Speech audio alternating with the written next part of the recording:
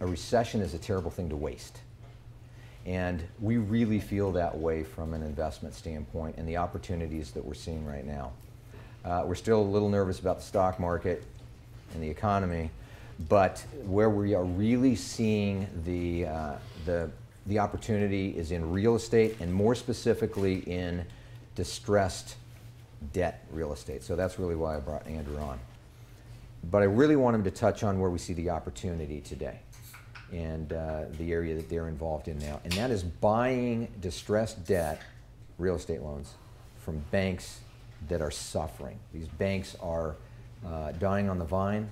They are under a tremendous amount of pressure by the regulators to get their capital structure back in line, and part of that is dumping distressed debt, and sometimes debt that isn't distressed, but they've got to dump it, and they've got to dump it for a severe discount. That is where we see the opportunity right now. That's really a focus and a specialty of Arcus.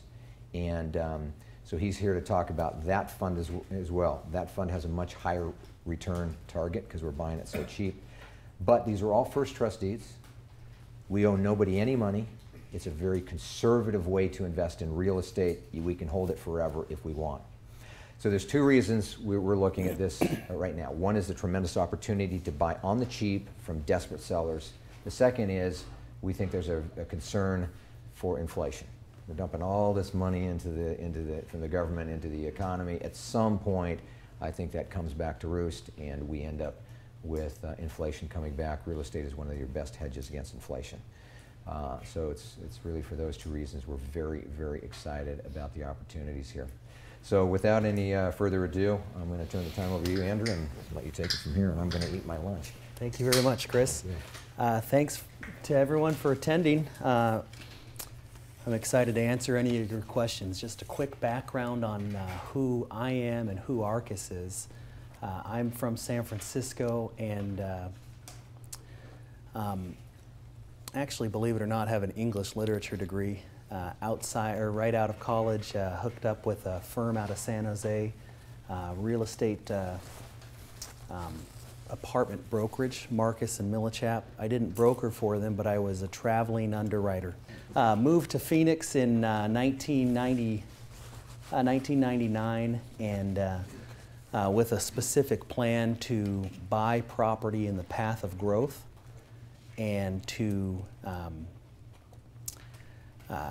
in essence, provide value in engineering, solving any problems, entitling, and taking it to a point where we were ready for that next lift, and the next lift being a developer would come in, purchase the property from us, and actually develop it out, and then sell it to an end user.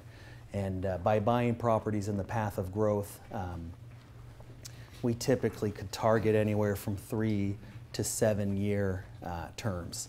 Now, the boom sure shortened those terms, but typically economically sound principles tell you to go in with a 3-year low side and a 7-year higher side on infill properties. My partner and I have developed 5 million square feet of retail shopping centers, regional mall that was sold off to a REIT out of LA. We have developed a couple of thousand residential lots, and then platted and engineered and sold, probably 18,000 paper lots. Paper lots meaning that they're not, the streets are not in, but a developer can now bring or start developing. With that background, we decided the best way to create some cash flow and stay in the area in which we were investing was to lend out money on real estate. And so we started a small little division where we would lend out money secured by real estate. If it was worth $2 million, we would lend $1 million. And our returns were anywhere from 10 to 18%, targeting the 12 to 12.5% range. And had some good success in it. I think one 12 reason... to 12.5 net to the investor. Net to the investor. I think one reason we were successful is because we were kind of in the same business, and so a bank may underwrite the borrower and the property as a second level, we would underwrite the property first and then the borrower.